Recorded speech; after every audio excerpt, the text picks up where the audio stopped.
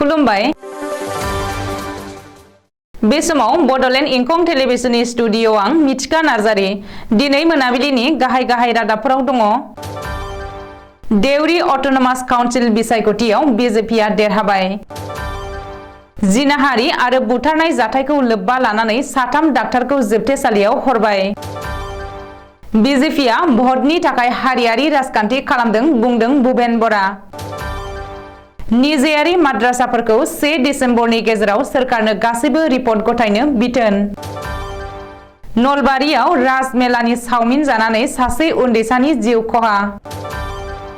रौता हागजेर कल'नियाव बारग' एमएलए रुंसारि करेन्द्र बसुमतारीनि गोथार सारादु। हिमाद्रि थियेटारआ रादाय फेलें खालामनायनि खुद्रिखांदों जलागाव राजफुला खुंफुं आफादा। सालबारियाव उन्दै बैसोआव हाबा जानाय जाथायखौ लानानै 7 सुबुङा खाजादों। दानिया फैदो आबुं रादाबाव।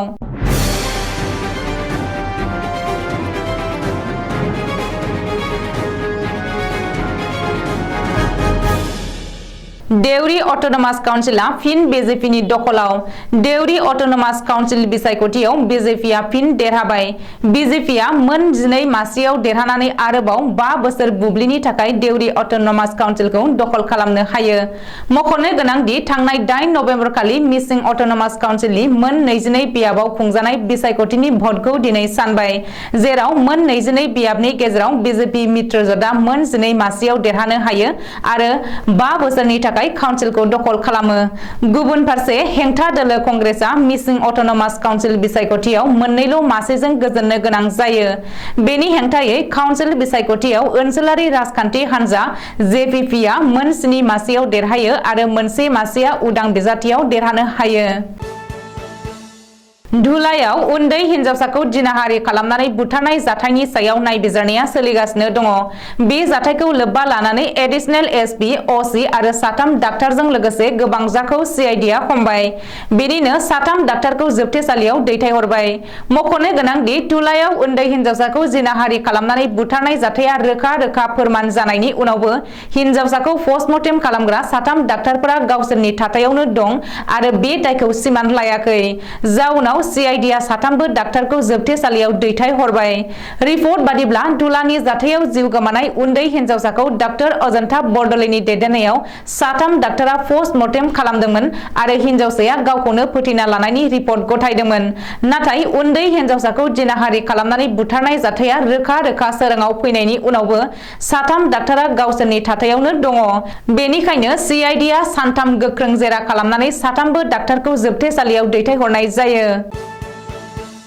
आसामाव धुब्रीनिफ्राय भारत ज'र जात्रा खालामनाय आसाम प्रदेश कंग्रेस कमिटिनि आफादगिरि भुपेन बराया दिनै बरपेटा सत्रआव थांनानै आरज गाबदों। भुपेन बराजों लोगोसे तिताबरनि एमएलए भास्कर बरुवायाबो दिनै फुङाव बरपेटा सत्रनि सिबियारिफोरजों लोगोसे जयैनो आरज गाबदों। सत्रआव थांनाय समाव भुपेन बराजों लोगोसे लामा ससेयाव लोगो लाफायो बरपेटानि एमएलए आब्दुल रहिम आहमेदाबो। मख'नो गोनांदि बरपेटा सत्रआव भुपेन बराया खौरांगिरिफोरजों मोगा-मोगियाव बिजेपिखौ गोख्रों जों सोंखारियो आरो बिजेपिआ मोननैसो भटनि थाखाय हारियारि राजखान्थि खालामदों होननानै दाबि खालामो आरो मोदोमाव हिन्दुत्वनि मुं लानानै कंग्रेसआ भट नागिरनो थाङाखै होननानै बुङो। बबेखानि कंग्रेसनो बिजेपिनिफ्राय हिन्दुत्वनि सार्टिफिकेट नाङा होननानैबो भुपेन बराया बुङो। सिगाङाव बागाननि बिगोमा इंराजफोरखौ मावफारियाफोरा साहाब होननानै बुङोमोन।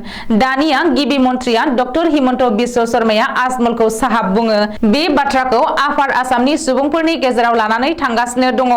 आसामनि राजखान्थिनिफ्राय जों हारियारि गावस्राहोनाय राजखान्थिखौ गैया खालामगोन होननानैबो एपिसिसिनि आफादगिरि भुपेन बराया बुंदों।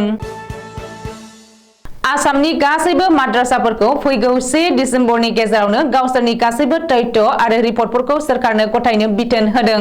सोरखारा बिथोन होनाय बायदियै रायजोनि गासैबो निजायारि माद्रासाफोरा गावसोरनि गासैबो फोरमायथिनायखौ फसंथाननि जगाजगजों लोगोसे फोरोंगिरिफोरनि आबुं थं आरो फोरमायथिनायफोरखौ 1 डिसेम्बरनि गेजेराव आसाम सेकेन्डारि एडुकेसन बिफाननो गथायनांगोन।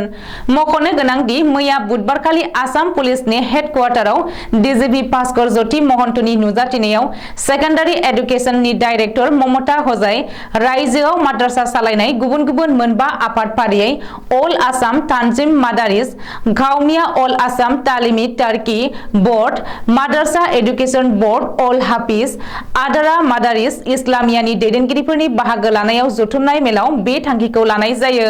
बेनि अनगायैबो बे मेलाव माखासे आयदानि बागै सावरायनाय जायो।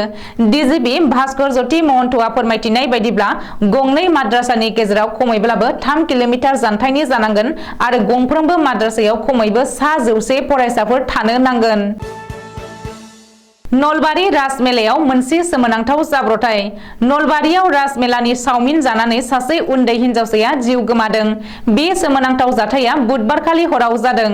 मिथिनो हानाय बायदिब्ला नलबारियाव सोलिगासिनो थानाय राजमेलायाव चाउमिन जानानै सासे उन्दै हिनजावसाया जिउ गोमायो।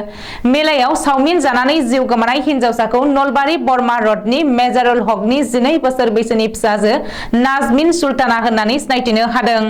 रिपर्ट बादिब्ला नाजमिन सुल्तानाया बुधबारखालि हराव बिबौजों लोगोसे नलबारि राजमेलायाव थांनानै गंसे अरायथा नङि रेस्टुरेन्टआव चाउमिन जानायनि उनावनो गोब्राब जब्रा जायो। नाजमिनखौ गोख्रैनो देहा फाहामसालियाव थिसननाय जादोंमोनब्लाबो देहा फाहामसालियाव जिउ नागारो। बे जाथाया ओनसोलाव दुंहाव थासारि सोमजिहोदों।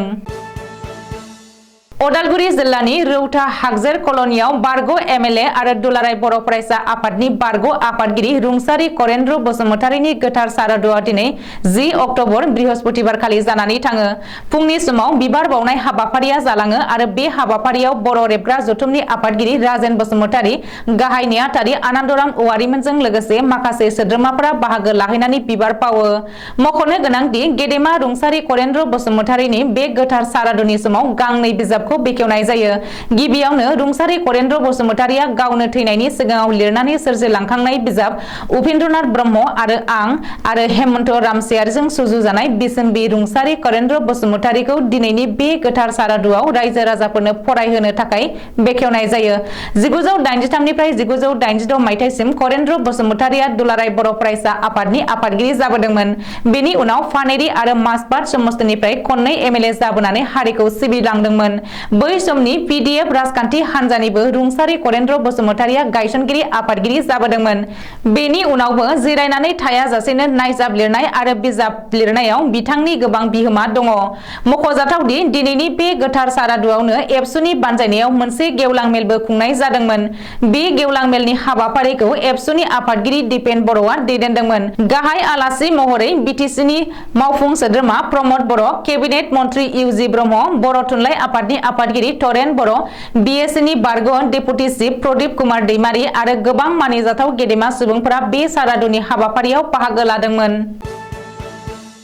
बोहैथि बोसोर 2022 मायथाइनि मे दाननि 3 खालारखालि बाक्सा जिल्लानि गलागाव राजमेला खुंफुं आफादा हेमाद्रि थियेटारनि मेनेजार दीपक दासजों नोगोद 50,000 रां एडभान्स होनायनि गेजेरजों 1,80,000 रांनि रादाय खानाय जादोंमोन। रादाय बिलाइ बायदि हेमाद्रि थियेटारा गलागाव राजमेलायाव 9, 10 आरो 11 नबेम्बर खालारखालि सानथामनि हाबाफारिजों दिन्थिफुंनो गोनांमोन। फुजा खुंफुं आफादनिफ्राय हेमाद्रि थियेटारनि मेनेजारनियाव मबाइल फननि गेजेरजों फन खालामबाबो फन दिखाङाखै। नाथाय रादाय बिलाइ बायदि खोथा लाखिनो हायाखैसै हेमाद्रि थियेटारनि मेनेजार दीपक दासजों लोगोसे थियेटारनि दैदेनगिरिफ्रा। रादाय बायदि खोथा लाखिनो हायैनि थाखाय खुद्रिनानै खौरांगिरिनि गेजेरजों बुंथिदों दि गाबोन समनिहानि गेजेरावनो गलागाव राजमेला खुंफुं आफादा हेमाद्रि थियेटारनि मेनेजार दीपक दासजों लोगोसे हेमाद्रि थियेटारनि दैदेनगिरिफोरनि सायाव आयेननि राहा लानो गोख्रों रावजों बुंथिदों फुजा खुंफुं आफादनि नेहाथारि गलाब दासआ। बाक्सा जिल्लानि सालबारि महकुमा गबर्तनायाव उन्दै बैसोआवनो हाबा होनानै खाजिजों लोगोसेनो 7 सुबुङा पुलिसजों खाजादों। 19 अक्ट'बर खालि भबानिपुरनि तुमारपुरनि कासिम आलीआ आयेन बेरेखायै गबर्तनानि सासे हिनजावसाजों हाबा जादोंमोन।